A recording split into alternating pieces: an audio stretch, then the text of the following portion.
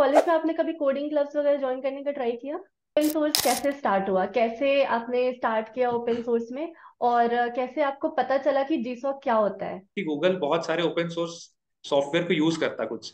जैसे ही मैं एंटर किया तो मेरे को लगा कि नहीं, स्किल सेट भी आपके पास होना चाहिए और भी कुछ सिनेरियोज हैं जो मतलब आपके पास होना चाहिए, तो ये आप कोडिंग के लिए आप मतलब स्टार्ट कर सकते So, hello everyone. Today we have a special guest, Parminder Singh, who is from BIT Sindri. He is from the same college from where I graduated, and I'm very happy to see students from BIT Sindri making such an impact. And he is selected for GSOC 24, and he is the only student from BIT Sindri who has been selected for this. तो इस video में हम इनकी पूरी journey के बारे में बात करेंगे। He is from mechanical engineer. तो इन्होंने कोडिंग कैसे स्टार्ट की, कैसे जीसॉक के लिए एप्लीकेशन फिल की, और कैसे इन्होंने अपना सिलेक्शन करवाया जीसॉक में। तो Parminder Singh, let's start with, can you introduce yourself? हैं। Thank you so much ma'am. It's really a pleasure for me to like attend a podcast with you.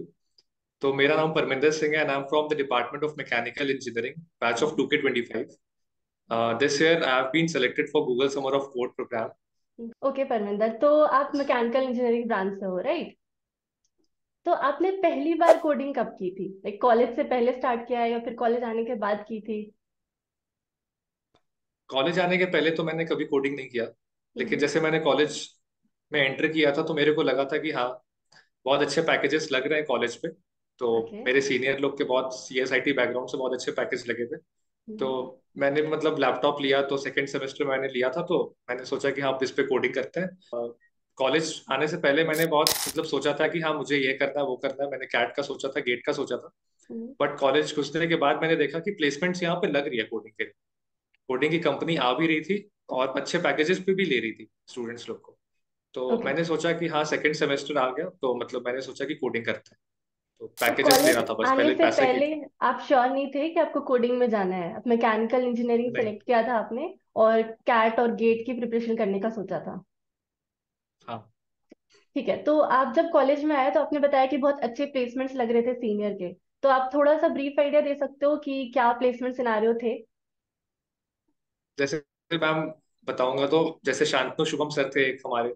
मैंने उनसे बात किया था तो उनका 44 LPA पे लगा था अमेजोन पे। ओके। आपका भी माइक्रोसॉफ्ट पे लगा था। तो ठीक है। मतलब ये सब ही चीज इंस्पिरेशन था मेरा कि यार पैकेज तो बहुत ही लग रहा है।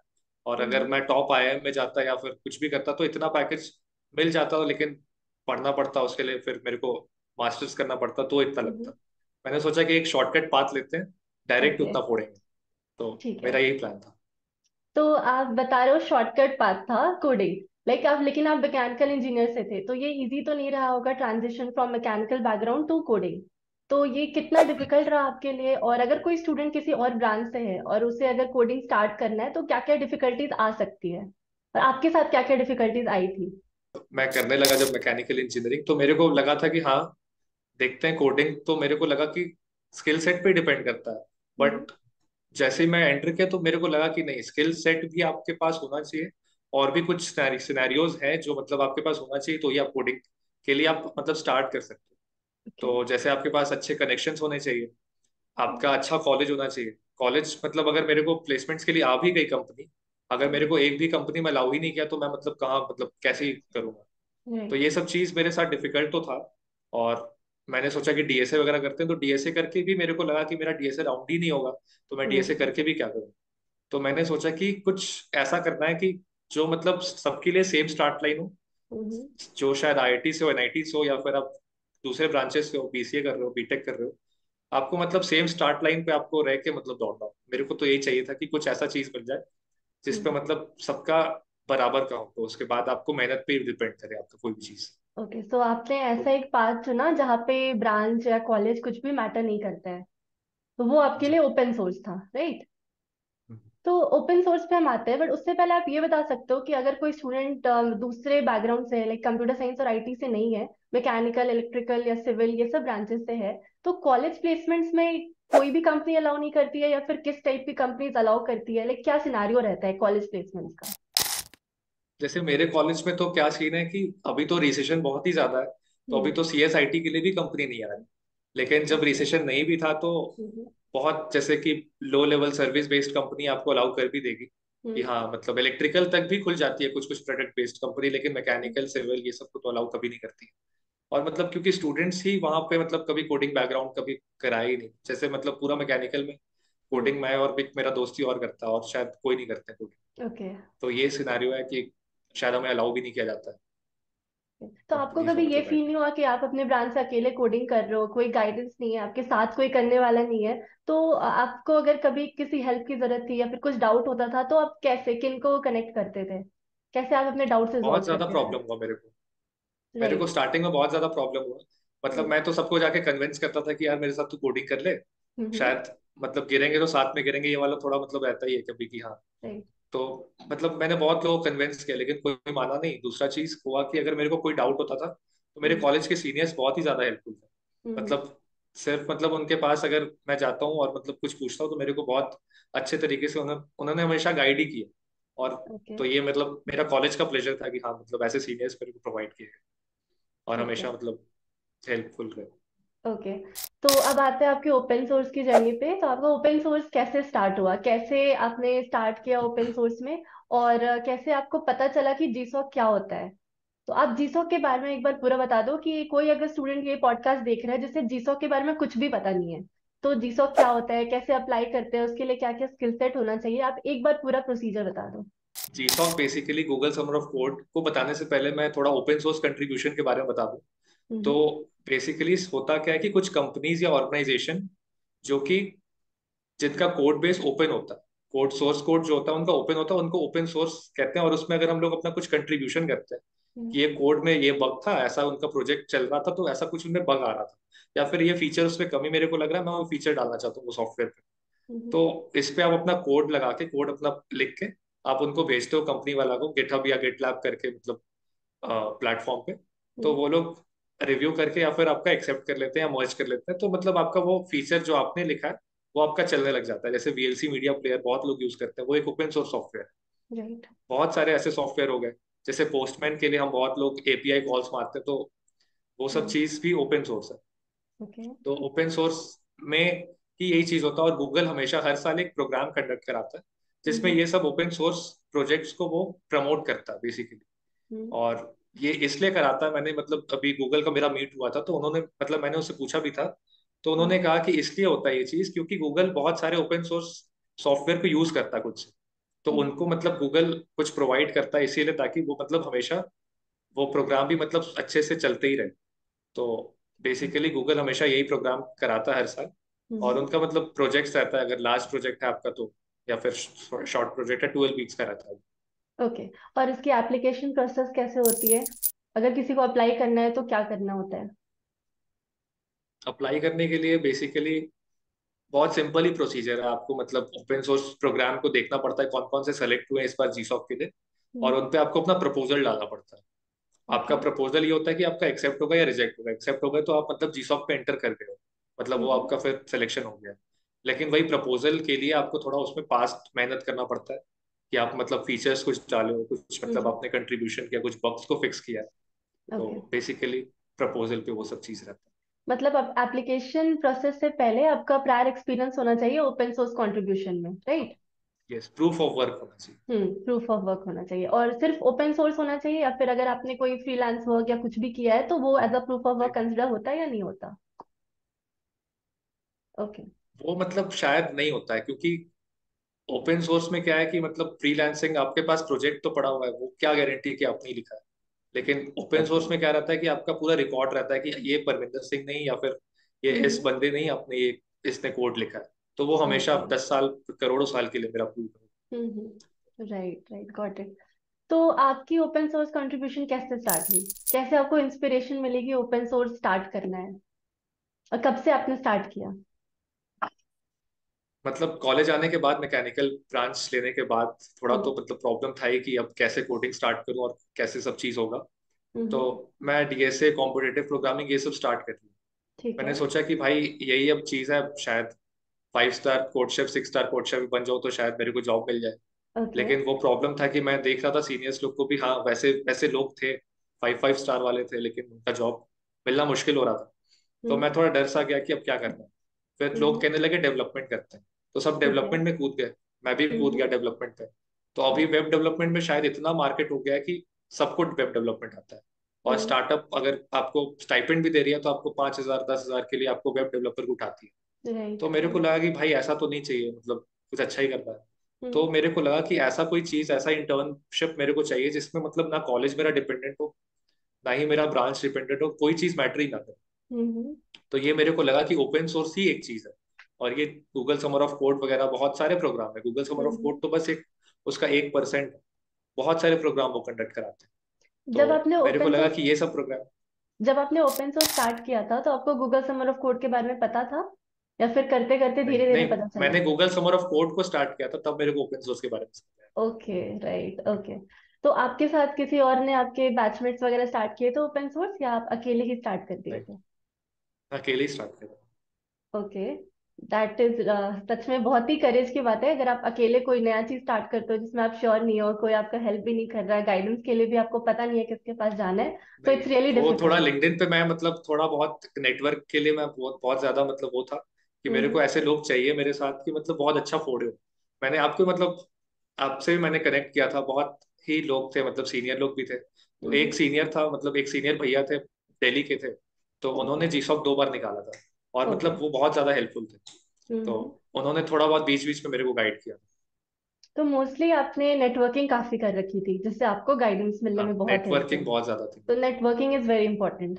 ये मैंने अपने पहले वीडियोस में भी बोला है कि नेटवर्किंग जितना ज्यादा कर सकते हो करो, क्योंकि जरूरी नहीं है कि आपका कॉलेज अच्छा नहीं है तो आप बाहर से गाइडेंस नहीं ले सकते हो। तो आपके एग्जैक्टली। कॉलेज में आपने कभी कोडिंग क्लब्स वगैरह ज्वाइन करने का ट्राई किया? मैंने ज्वाइन ट्राई तो बहुत ही किया था, जैसे मैं थोड़ा मतलब सिंगिंग के लिए भी बहुत ज्यादा था।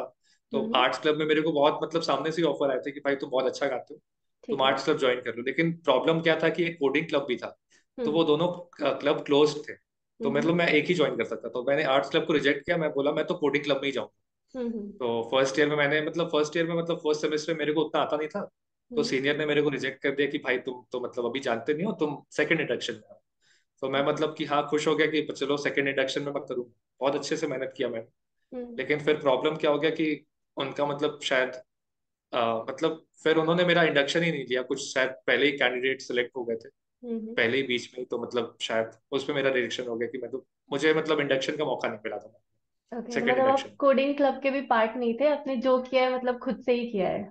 कोडिंग क्लब में जी, भी आपको मतलब मैं हेल्प कोई नहीं क्लब मिला का था? पार्ट नहीं था। राइट, कोई भी क्लब के पार्ट नहीं थे। ओके, दैट्स ग्रेट, लाइक सब कुछ आपने खुद से किया। ठीक है, तो जी, अब मैं नेक्स्ट क्वेश्चन आपसे ये पूछना चाहती हूँ कि जीसॉक में आपका कुछ भी सेटबैक आया था? लाइक जीसॉक एप्लीकेशन प्रोसीजर, आपने जब ओपन सोर्स स्टार्ट किया, जीसॉक के लिए एप्लीकेशन प्रोसीजर था, कोई सेटबैक था या फिर सब कुछ बहुत ही स्मूथली था? जीसॉक का मेरा जर्नी कुछ ऐसा था मैम कि हम्म। मैंने स्टार्ट किया सितंबर अक्टूबर में। तो ठीक है। मतलब मैं एक यूट्यूब के वीडियो से ही देखा था, मैं ऑर्गेनाइजेशन सेलेक्ट नहीं कर पा रहा था बेसिकली। तो हम्म मैंने यूट्यूब के वीडियोस में थोड़ा बहुत देखा कि कैसे कैसे क्या क्या करना है। तो हम्म। एक वेब डेवलपमेंट का मैंने प्रोजेक्ट उठाया, मतलब वेब डेवलपमेंट मेरे को आता था तो मैंने उसको उठाया। तो हम्म। उसमें मैंने जम के कंट्रीब्यूशन किया। उसमें ठीक है। मेंटेनेंस मेरे को जानने लगी। तो उसके बाद लेकिन उसमें प्रॉब्लम क्या था कि थोड़ा मतलब वो इनएक्टिव था। मतलब हम्म। मैं कंट्रीब्यूट तो अच्छा अच्छा कोड लिख के तो दे दे रहा था, लेकिन हाँ वो मर्ज करने में बहुत टाइम लग रहा था। तो मेरे ओके। को वो थोड़ा मजा सा नहीं आ रहा था कि हाँ उसमें करना है। उसके बाद फिर इम्पैक्ट मेरे नहीं को दिख रहा दूसरा था आपको? ऑर्गेनाइजेशन मिला। राइट। हम्म। वो हम्म प्रोसेसिंग फाउंडेशन का एक मतलब वेब डेवलपमेंट का ही एक प्रोजेक्ट था, लेकिन हम्म। फिर मैंने प्रोसेसिंग फाउंडेशन में ही उनका लाइब्रेरी लिखने का स्टार्ट किया कि हाँ मतलब ओके। जैसे रिएक्ट लिखा हुआ है, मतलब हम्म। हम रिएक्ट पे कोड लिखते हैं, उसका लाइब्रेरी जावास्क्रिप्ट पे लिखा हुआ है। तो ओके। उनका एक P5 JS करके एक था, उनको हम्म मतलब उनका लाइब्रेरी लिखा हुआ था जावास्क्रिप्ट पे। तो मैंने सोचा हम्म। कि उसका लाइब्रेरी मेरे को लिखना है। तो ठीक मैं है। मतलब पहले तो बहुत टफ कोड बेस था, मतलब मैंने एक मंथ तो उस पर समझने में ही लगाया पूरा कोड बेस। हम्म। तो मतलब फिर मैंने स्टार्ट किया कंट्रीब्यूशन, मैंने मतलब बहुत अच्छे कंट्रीब्यूशन किए, बहुत फीचर्स डाले। 15 PRs थी मेरी मर्ज। तो मतलब 2,000 लाइन का मैंने कोड लिखा था पूरे ऑर्गेनाइजेशन में। ओके। और उसका मेंटर भी मेरे को बहुत बोलता था कि भाई तुम ही एक हो, मतलब मेरे को अपना कोड रिव्यू करने देता था कि तुम ये वाला कोड देखो, हम्म। अगर तुम्हें इसमें कुछ दिक्कत लगा तो बताओ, मैं रिव्यू उस पे करता था। उसके बाद ओके। और भी स्टूडेंट्स लोग जो आए इंडिया के, वो लोग का ही मैं कोड रिव्यू करने लगा कि हाँ चलो, मतलब मेंटर मेंटर उसका बहुत ही सपोर्टिव था और मतलब मेरे को बहुत ही मानता था। हम्म और फिर उसने मैंने मतलब उससे सामने से मैंने ही पूछ लिया कि जीसॉक वीसॉक का मैं सोच रहा था। हम्म। शायद 3-4 महीने कंट्रीब्यूशन करने के बाद मैंने उसे उससे कहा। तो बोलता है कि भाई तुम्हारा तो हो जाएगा, मतलब कनाडा का था तो इंग्लिश में हम लोग की बात होती थी। तो बोला कि भाई तू कर लेगा, तो ठीक है। मतलब प्रपोजल डाल दियो सही से तो हो जाएगा तेरा। वो मतलब एकदम ही क्लियर हो गया था, वही सेलेक्ट करने वाला था मेरे को। ओके। प्रॉब्लम क्या हुआ कि इतना आगे आने के बाद वो ऑर्गेनाइजेशन ही रिजेक्ट हो गया गूगल से। और फिर आपको मतलब उस पर आप प्रपोजल डाल सकते हो आप, मतलब वो ऑर्गेनाइजेशन इस साल गूगल समर ऑफ कोड पे नहीं आ रही है। ओके। तो मतलब एक महीने बचा हुआ था, तो हम्म। गूगल समर ऑफ कोड के लिए फिर आपको एक महीने में फिर आपका डेडलाइन था प्रपोजल खत्म करना था। फिर आपको तो मैंने दूसरे सोचा कि प्रोजेक्ट अब के तो लिए सब करना था चीज, कंट्रीब्यूशन? मैं दूसरे ऑर्गेनाइजेशन में मैंने मतलब देखा कि और कौन सा ऑर्गेनाइजेशन है, तो मेरे को कुछ समझ सा नहीं आया कि अब क्या करना है। हम्म। लेकिन फिर हाँ, 185 ऑर्गेनाइजेशन तो सेलेक्ट हुई थी, और मेरा एक दोस्त मेरे को बोला भाई तू रिजेक्ट नहीं हुआ, तेरा ऑर्गेनाइजेशन रिजेक्ट हुआ है। तो मतलब राइट। ये चीज मेरे को बहुत मोटिवेशन मतलब मेरे को फील हुआ। राइट। तो फिर राइट। मैंने दूसरे ऑर्गेनाइजेशन पे देखा, मतलब 185 प्रोजेक्ट्स थे, तो मतलब हर एक ऑर्गेनाइजेशन पे मतलब 10 आइडियलिस्ट तो आते ही हैं। हम्म। तो 1800 में आइडियलिस्ट को, सारे आइडियलिस्ट को मैंने 2 दिन पढ़ा अच्छे से। तो हम्म। जब रिजेक्ट हुआ था उसके पहले क्या सीन था कि मतलब रात को रिजल्ट आया था रिजेक्शन का 11:30 बजे, ठीक है। और मेरा अगला दिन सेमेस्टर का एग्जाम था। ओके। मैं सो के उठा, मैं सोचा कि अब तो आज तो पढ़ नहीं पाऊंगा, हम्म। तो अब कल सुबह से पढ़ता हूँ। तो थोड़ा मतलब रोग आके मैं सो गया। सुबह सो हम्म। के उठता हूँ तो देखता हूँ 2 सब्जेक्ट में मेरे को बैक आ गई है। ओके। मैकेनिकल मैंने से पढ़ा भी नहीं था 5th सेमेस्टर में, हम्म। तो बैक भी आ गई। तो मतलब वो बहुत टेंशन में आ गया कि अब तो मतलब मैकेनिकल का भी नहीं रहा, ना इधर का रहा ना उधर का रहा, अब क्या राइट, करूँ। लाइक दोनों साइड से तो एक फिर साथ सोचा सेटबैक्स कि आए थे। हाँ, तो फिर उसके बाद एग्जाम था मेरा फिर 1 घंटे में। फिर मैं तैयार व्यार होकर 1 घंटे में एग्जाम देने गया। फिर एग्जाम में भी थोड़ा बहुत कोई इंसान मेरे से पूछ रहा था कि ये वाला इसका आंसर बताओ, तो मेरा ही पेपर छिना गया था बीच में ही। तो ओके। ये फिर मैं घर आके मतलब रूम आके फिर बहुत सोचा कि अब क्या करना है क्या करना है। तो हम्म। फिर वही जो एक भैया थे जो मेरे को हेल्प थोड़ा बहुत करते थे, हम्म। और उन्होंने कहा कि यार अभी बहुत सारे ऑर्गेनाइजेशन अभी तो हैं, तुम देख सकते हो तुम्हारा टेक स्टैक इस पे। हम्म। तो मैंने वो कहा कि भाई जो 5-5 महीने से मैंने इस पे किया, लोग भी तो 5 महीने से कर रहे होंगे, मेरे को 1 महीने में क्यों सेलेक्ट करे आप। हम्म। यही मेरा डाउट था।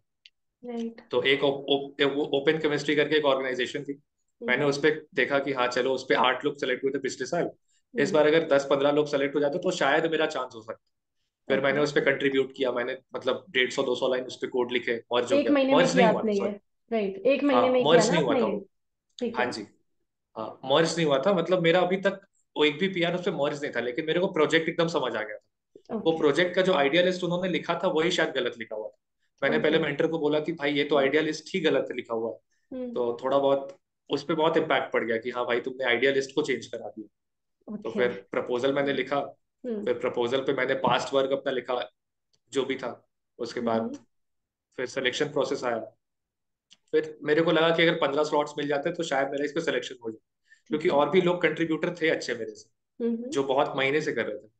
फिर ओके। लास्ट में स्लॉट्स एक ही मिला उसको, मतलब और ओपन केमिस्ट्री को गूगल ने एक ही स्लॉट दिया कि एक ही इंसान को तुम सेलेक्ट कर सकते हो। हम्म। तो वो एक इंसान मतलब मैं ही था, तो मतलब वो चीज मेरे लिए थोड़ा दैट इज इंस्पायरिंग वेरी थी। इंस्पायरिंग।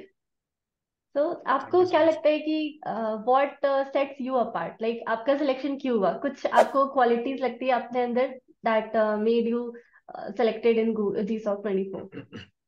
जीसॉक में लोग को लगता है कि हाँ ये ऑर्गेनाइजेशन पे आपने कंट्रीब्यूट किया है तो हम्म। आपका सिलेक्शन हो जाएगा, लेकिन ऐसा चीज नहीं है। आपका पास प्रोफाइल भी देखा जाता है कि आपका गिटहब में आपने कैसे कंट्रीब्यूट किया है। आपने खाली आप जीसॉक के लिए आओ कि आपने पहले से भी आप कंट्रीब्यूट करते थे और सब ऑर्गेनाइजेशन पे। हम्म। तो ऐसे मेरे मतलब मेरे अंदर ऐसा कोई, मैं ऐसा नहीं समझता कि मेरे अंदर टैलेंट है, लेकिन ये चीज था कि जो टेक स्टैक मेरे को आता था वो हम्म। बहुत लोग को नहीं आता है। जैसे गेम डेवलपमेंट के लिए हम लोग ओपन जीएल यूज करते हैं, तो हम्म। यहाँ ओपन जीएल में ही ग्राफिक के लिए ही हम लोग यूज करते थे, और सी प्लस प्लस वगैरह कुछ था। तो ठीक है। कॉम्पिटेटिव प्रोग्रामिंग मैंने सी प्लस प्लस में ही की थी, और ओपन जीएल तो मैं दूसरे ऑर्गेनाइजेशन में करता ही था। तो ओके। ये सिनेरियो हो गया कि शायद सिलेक्शन कर गया।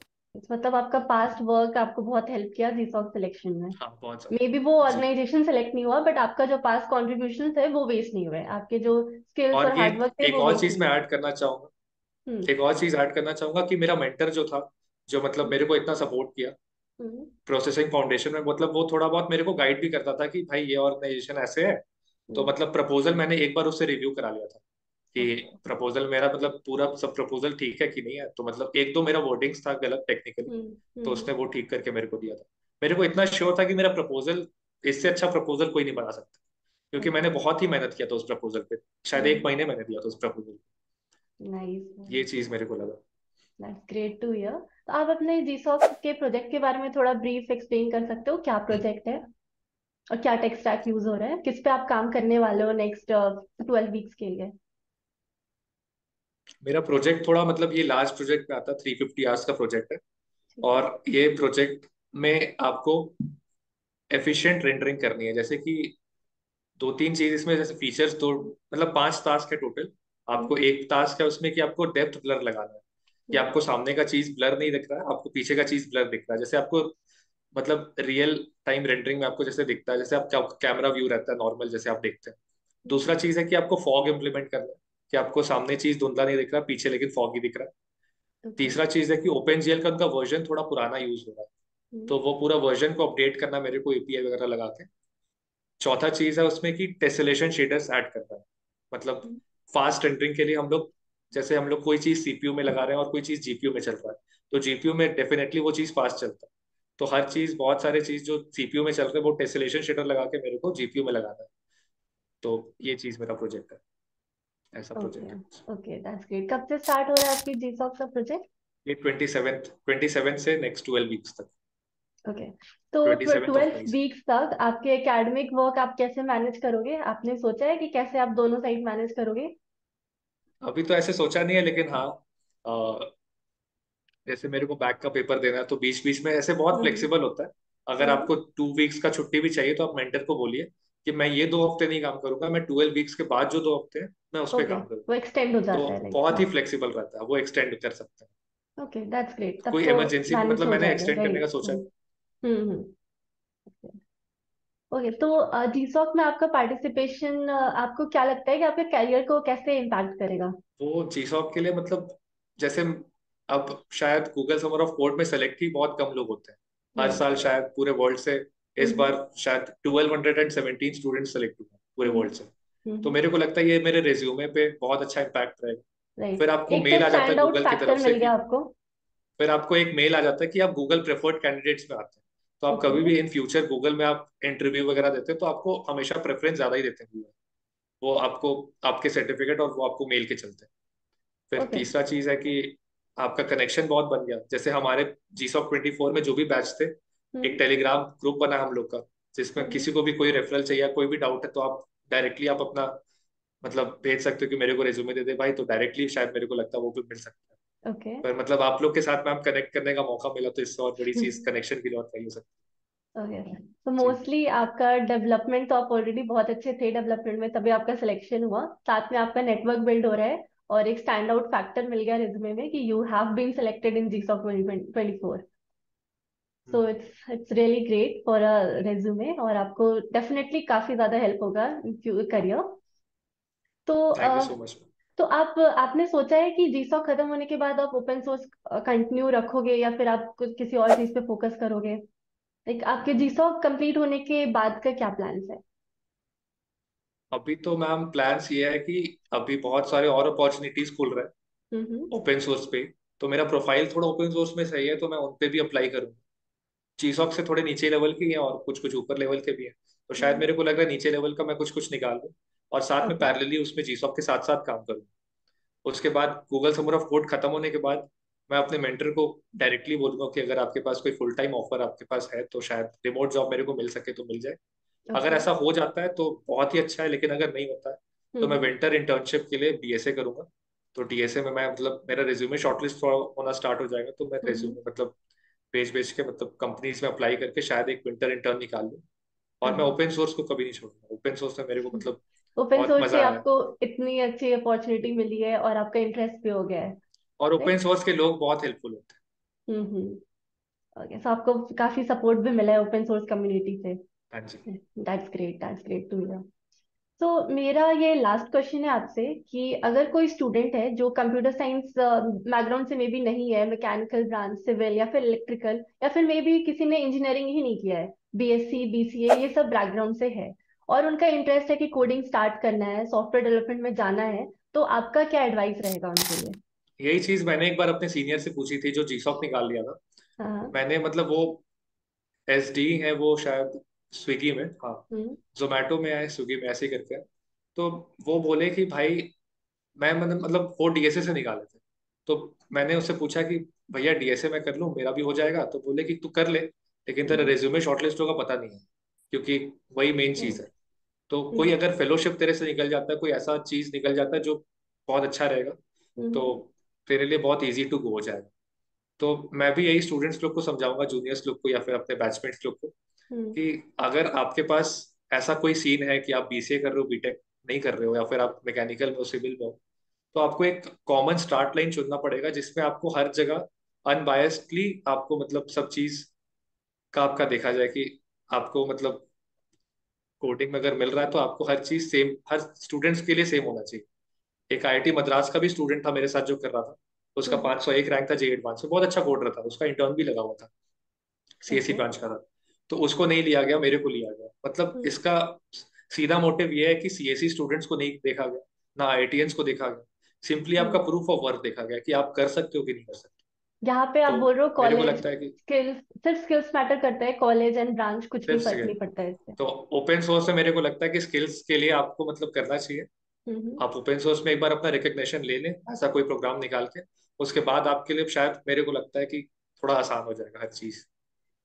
Okay, so thank you Parminder for making time for this podcast. तो आपकी जर्नी थैंक बहुत you he so much. Inspiring है, राइट? और मुझे लगता है कि काफी सारे स्टूडेंट जो ये पॉडकास्ट देख रहे होंगे उनको काफी इंस्पिरेशन मिली होगी आपकी जर्नी से। एक आप मैकेनिकल बैकग्राउंड से कोडिंग में स्विच करना, जीसॉक निकालना एंड काफी सारे सेटबैक्स हैंडल करने के बाद यहाँ तक पहुंचना, दैट्स रियली इंस्पायरिंग। तो अगर थैंक आपको यू कोई मैम, भी थैंक यू सो डाउट है, मच। अगर परमिंदर से कोई क्वेश्चन पूछना है, तो मैं इनके लिंक्डइन प्रोफाइल का लिंक दे दूंगी, आप डायरेक्टली क्वेरीज कर सकते हो इनसे। So thank you so much for coming to this podcast. Thank you, it's it's been my pleasure ma'am, आपके साथ मतलब पॉडकास्ट करने में। ओके, आपको मैं मतलब बहुत इंस्पायर, मतलब आप बहुत इंस्पिरेशन हो मेरे की, हाँ। सो आई एम आप वेरी मतलब glad to tear here three this. College में, थैंक यू सो मच।